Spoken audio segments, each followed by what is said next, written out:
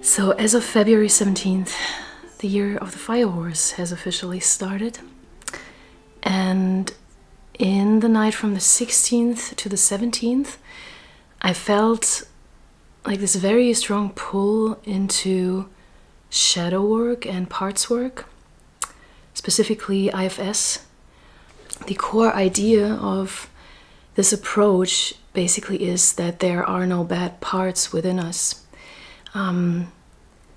Even the destructive or self-sabotaging parts are good parts. They have good intentions. They carry very heavy roles, sometimes very heavy burdens, but they always want to protect. And in IFS, there is this entity called self that is, just calm and clear and compassionate and non-judgmental. It's like a very, actually, spiritual approach, I think. And right now, I feel for me, it's very, very eye-opening and relieving to understand certain inner dynamics. When I'm going through my day, I'm noticing how certain parts that just have carried me through the last years, through loss and through just the crumbling of old familiar structures, how these parts are just simply so exhausted.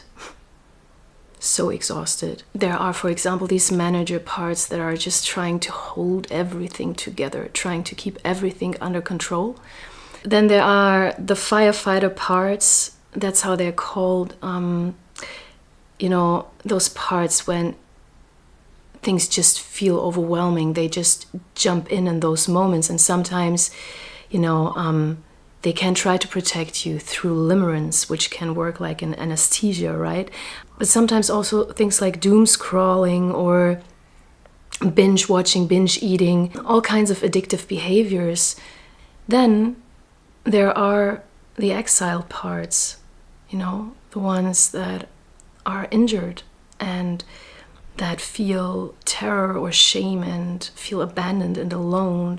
And they hold so much unprocessed emotions, and that sometimes go back very into our childhood, and even beyond that. There's something in IFS called legacy burdens, certain transgenerational patterns, or even epigenetic memory, legacy burdens. So it's a very, very fascinating approach.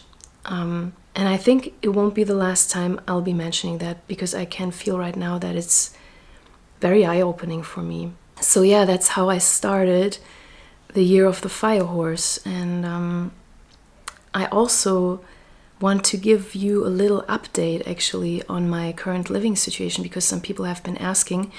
I made a video back in November where I talked about me having to move out of this apartment.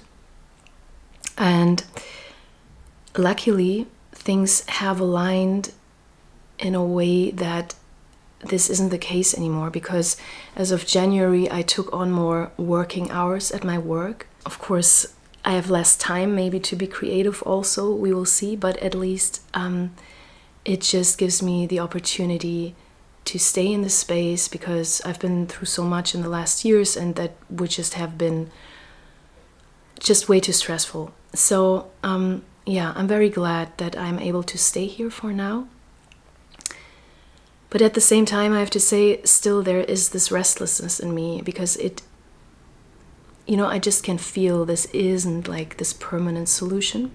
I sometimes feel slightly dissociated from this place, because I don't feel completely safe in the environment. Not my apartment specifically. I made it very cozy and I feel very, very safe here.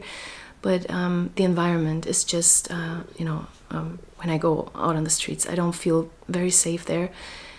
I have to think back to New Year's Eve. My friend Indu pulled 2 oracle cards for me. One was a broom, which was all about cleansing and purging and purification and things like that. And the other one was this card here, the Blue Temple. I don't remember the exact meaning of this card, but what stuck with me is the association with water. I mean, the color blue, it's obvious, and purification and cleansing, but also emotions. And there's kind of the link to IFS. And my intention for this new year, for this new chapter, is I want to get into more contact with my exiled parts, with these suppressed or frozen emotions. I want to do it in a very gentle way. And the same way I will approach my apartment, because there are certain corners that I'm just scared to tackle because they hold so much memory of my past relationship, maybe things that remind me of my sister and, again, my old life. And you hear my voice is cracking immediately when I'm starting to talk about that. It's very emotional. It's not an easy work. Maybe you experienced it when someone passed away and going through belongings, and kind of there's just so much emotion that can come up. So instead of just ripping everything apart in one kind of dramatic cleansing act, I really want to slowly release pressure, slowly allow energy to rise to the surface, and slowly to create space for creativity again. I feel like it's comparable to these parts in us holding certain burdens that are just heavy, and kind of releasing them from those burdens makes those parts and those corners breathe again. It makes room for creativity and for energetic flow.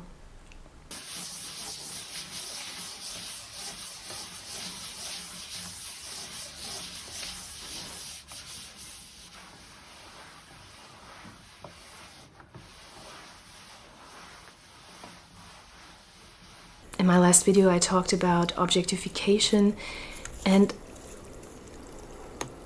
it made me think of my home, because oftentimes we treat our home not as an extension of our energy, of ourselves, but we treat it like as an assembly of objects, and we need kind of to exercise control over, like top down, and we need to keep everything tidy and presentable, which comes also from a place of protection, of course, but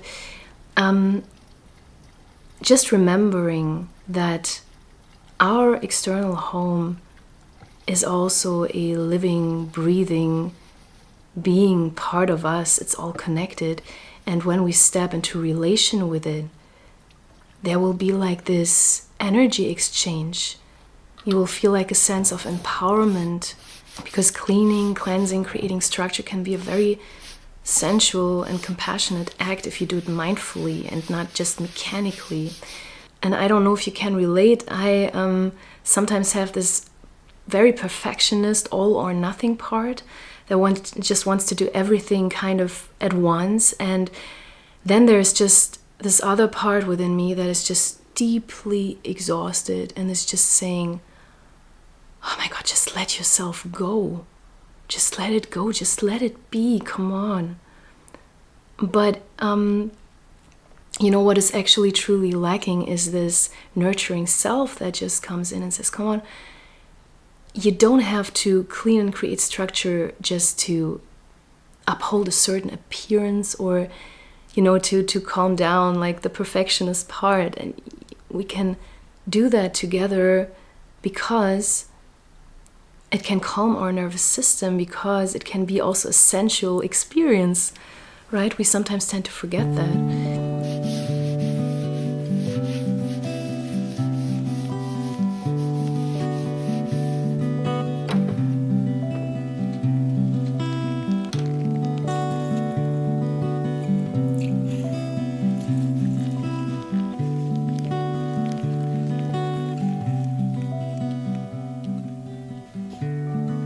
The spiders have surrounded my house. They guard every window, weaving gossamer veils to cloak the paint, drawing silky threads across my door to keep me safe.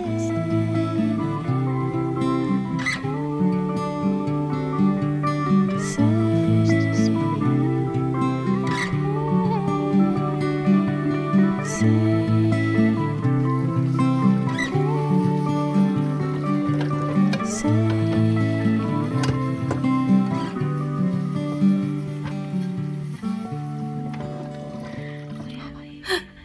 had like a little mini shock because of the spider. I don't know if you can see, it just came down like on this thread just beside my face. Oh god. I'm actually not that easy to scare, but that really scared me. He's approaching my matcha mug. So my biggest problem in the apartment is really the kitchen, because it's the arts and crafts corner of my son. It's wonderful, but yeah, basically I noticed a lot of time I just occupied with cleaning up after someone else's mess. Like all this different kind of stuff on the table. I don't know what this is doing here, but it's like this and this and that. And I will try to categorize it to put it into boxes. And I hope one day I will find a way to teach him how to let go of certain things, that you can't keep them forever, because he's getting like very, very attached to his toys. I don't want to overwhelm myself, as I said. For example, I want to take off this Christmas star here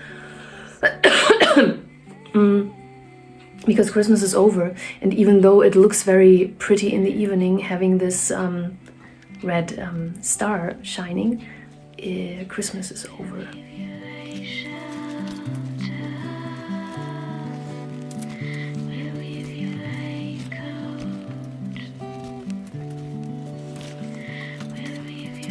That's Michael Jackson. Isn't that amazing?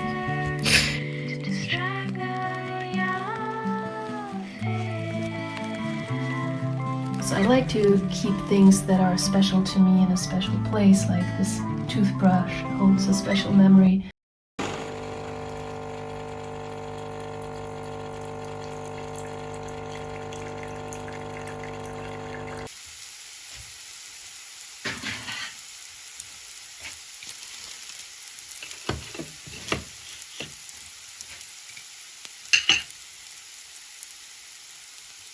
Funny. I want to make a video about decluttering, making breakfast first.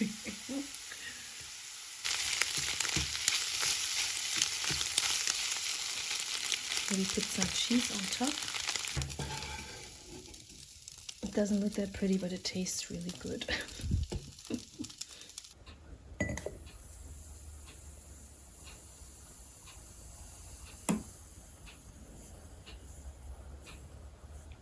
Going to put some cinnamon on this. I love a little bit of cinnamon in my coffee.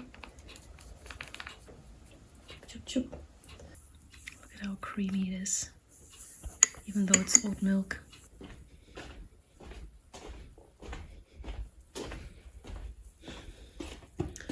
I just hope it will get a little warmer soon. I miss the sunshine. It's so cold. Not really warm. Not really warm, unfortunately. I don't know if you can see it, but I reorganized, or tried to reorganize, the arts and crafts corner of my son. So scissors and glue, drawing, painting, pottery, all kinds of arts and crafty stuff, and tools. So yeah, kind of proud of that.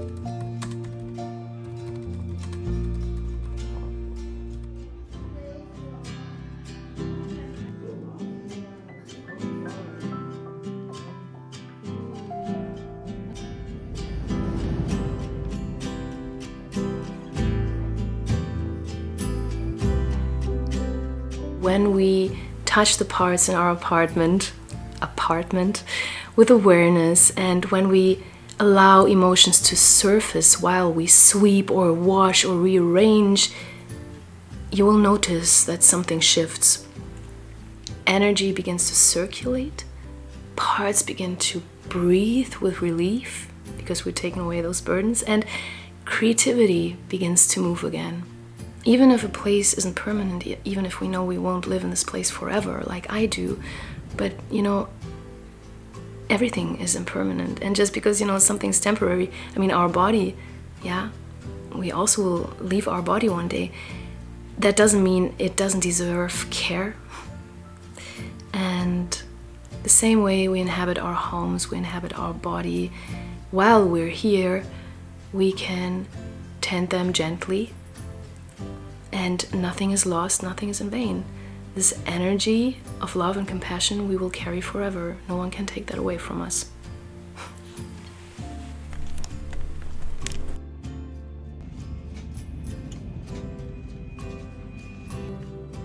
You laugh from crumbling buildings, watching cityscapes turn to dust. I don't believe in suppressing any parts of myself anymore.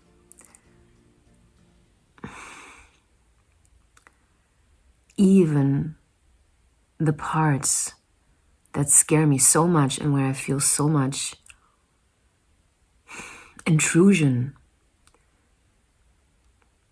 in them from experiences that were traumatic for me, images, flashbacks, and all of that. Even those parts, I don't believe in suppressing them. I truly believe in understanding them, getting to know them, getting to know their intentions and their needs, because sometimes it just helps to get distance to certain things that we blend with, that seem to take control and power over us. Look at them, get into relation with them, connecting with them, communicating with them. It makes a big difference. We all consist of these different parts. We're not just one blend entity. We're so multi-layered. Looking at ourselves and at others with this kind of compassion is so healing. Yeah, that's my thought for tonight. Whew, fire horse.